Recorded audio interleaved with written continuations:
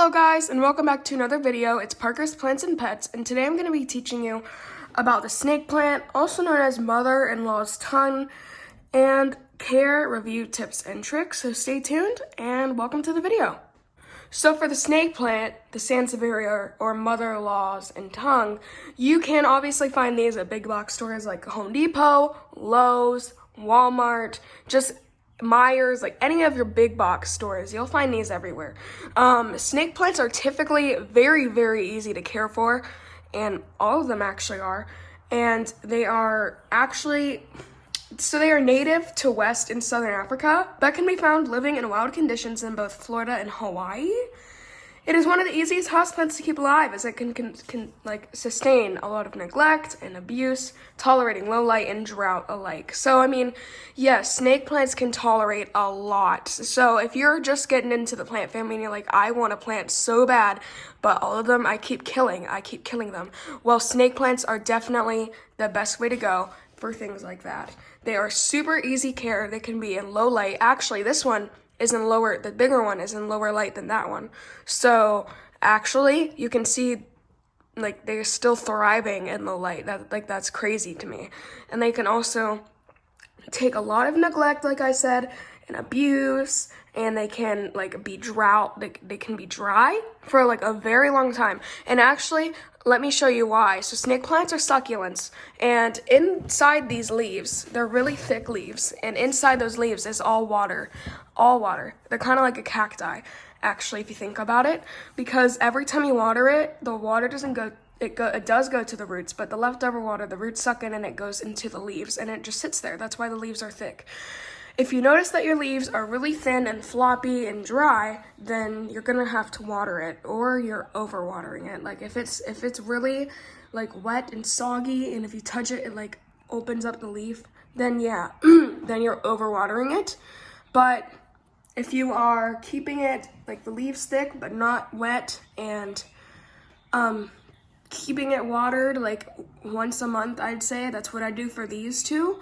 And you'll do just fine. They're extremely easy care plants, and they're my first plant actually in the plant hobby. I really love it. Really gorgeous plants. Okay, so let's move on into the light section. So like I said, they can take very low light, but snake plants do prefer bright indirect light and even can tolerate some direct sunlight. However, they grow well in shady corners and other low light areas of the home. For a tip, you should always do this. Try to avoid moving a plant from a low light area to direct sunlight too, as this can quickly shock the plant. Actually, I got this one from Walmart for my mom for Mother's Day, and they had this in a greenhouse where it was wide open. It got sunny, and I don't know if you can see, but there's little brown peelings on the sides, and even in there's a very dead leaf. It was all dry and wilted basically, and that was because it was in a lot of sun, and then it got put into shade in the house. You'd rather it be put in the shade from sun, not sun to shade. That's not smart. But definitely check with observe the plants at Walmart before you buy them, because that could have gone really bad if I did not catch what was going on at that time. So yeah, that was lighting, and that is just keeping your plant safe from any type of lighting issues. Okay, so the next thing that we're talking about is snake plant bugs. So the common snake plant bugs are mealybugs, thrips, aphids, fungus gnats. You may also find flying bugs like whitefly. The reasons why this could happen is high humidity or poor ventilation and improper watering all of those things create a favorable environment for bugs. And I actually have a photo of what they look like. I'm on my Chromebook here getting photos. I'm just trying to get photos so you guys see what this looks like. If you see this on your snake plant, you better run to Home Depot immediately and get pesticides for that. I do have a suggested pesticide, I think it's called mealybug spray actually. It's at Home Depot, or 7 Dust. 7 Dust is not it was pretty hard on all the plants. Like outside, for example, I had beetles eating all of my tropical plants outside, so I had to get 7 dust on them, and they did not do well. So I don't really prefer 7 dust, but if that's the only thing that you have, and like there's no shipments of like what you're trying to find, like mealybug spray, then yeah, you might just want to try 7 dust. Or even a better, like safest idea is to get a washcloth with water and just scrub the leaves until you don't see any more white stuff, and keep it away from other plants, because these bugs, they will go on all of your plants and kill them. So don't do that. Do not, if you see these white spots, please make sure that you get that checked out immediately, because that is not good for your snake plant at all.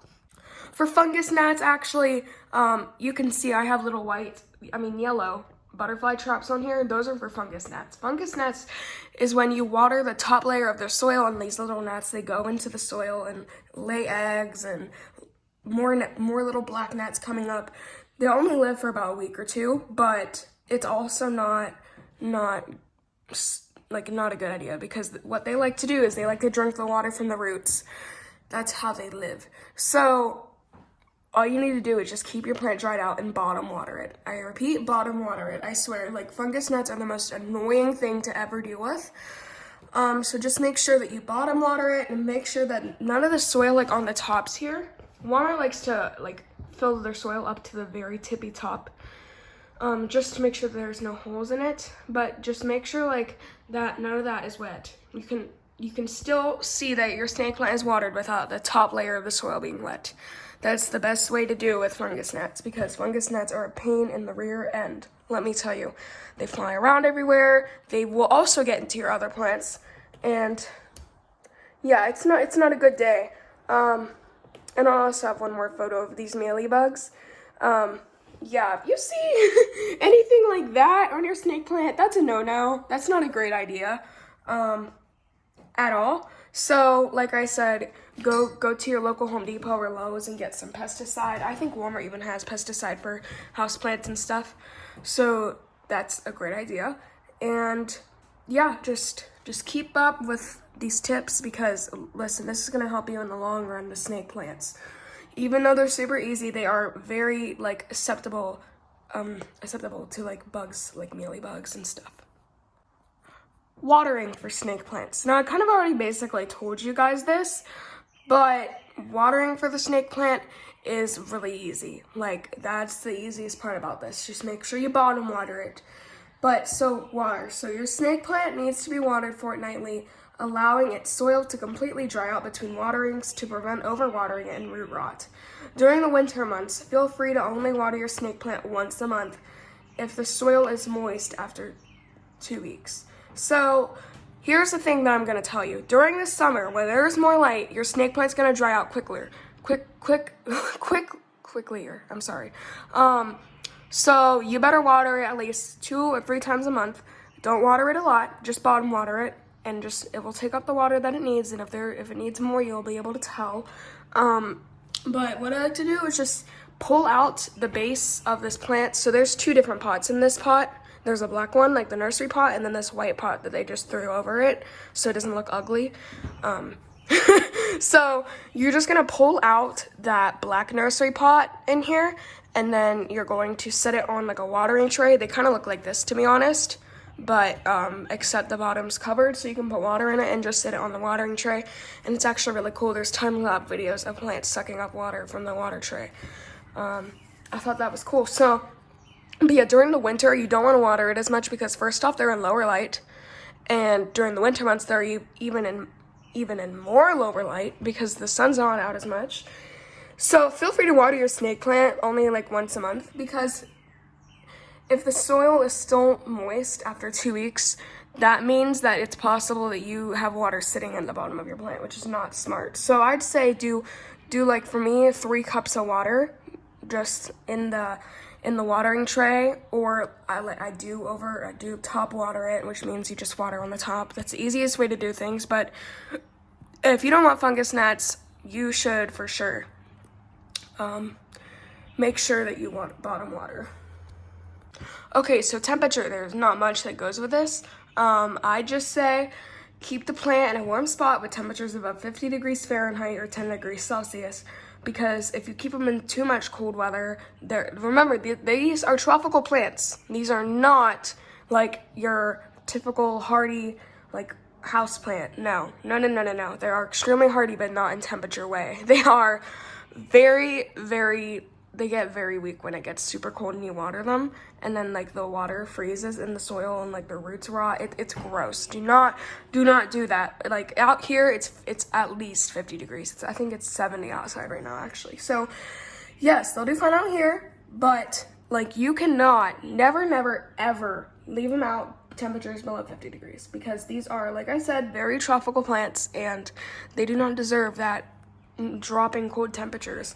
And like I said, one more thing, for choosing a location in a home, a corner with a window at least like 10 feet away, I'd say, or 10 or 5 feet away, that's gonna be okay. That's gonna be good, but just make sure that there's not a lot of sun, because these can fry.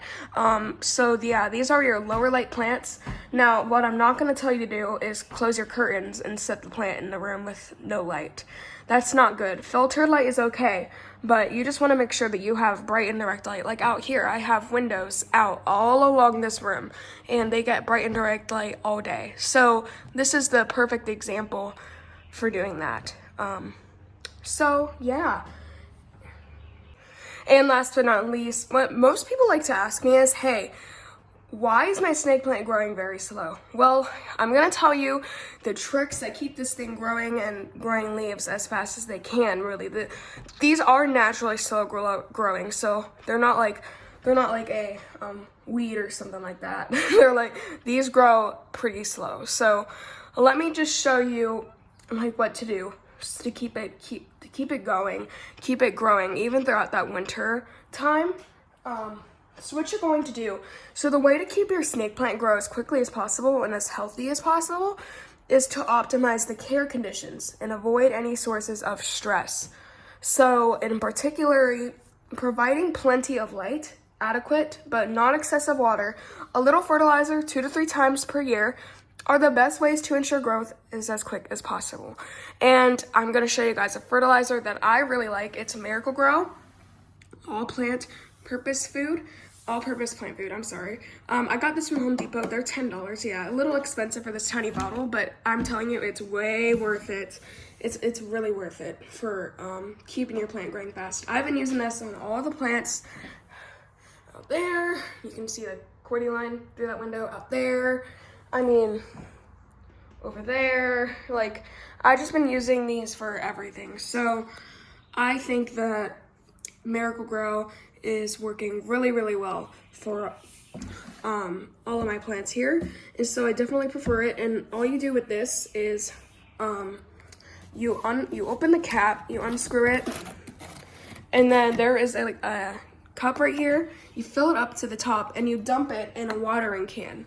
I'm not talking about your tiny houseplant watering can. I'm talking about your gardening can, like the big ones that you use, like the green ones or the blue ones, like the big size ones for like tomato gardening or vegetable gardening, that type of stuff. But this can be used for literally anything, indoor, outdoor plants, petunias, any type of flower, any type of houseplant, any type of tropical plant, any type of carnivorous plant. Like, I'm telling you, this is anything for everything. Like, it does so much in this tiny little bottle. And I didn't even use a lot. It's still pretty heavy. So yeah, a little bit goes a long way with this. So yeah, that's about it for the snake plant, guys. So thank you guys so much for watching my video. I appreciate everyone liking and subscribing. I love it so much. Thank you guys so much. But yeah, please remember these tips about the snake plant, because yes, they are very easy, but they will still need some help growing along the way. Thank you guys. Bye.